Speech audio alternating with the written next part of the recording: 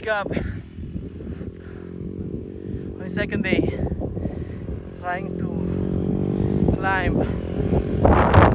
Kayo! Kayo! Yes! Success! Yeah, he was able to make it. This is the second day of training. Gab, okay? Balance lang. Okay, ang ganda. Ganda ng view. Let's see. Okay ba? Wait. Okay. Let's see kung saan tayo.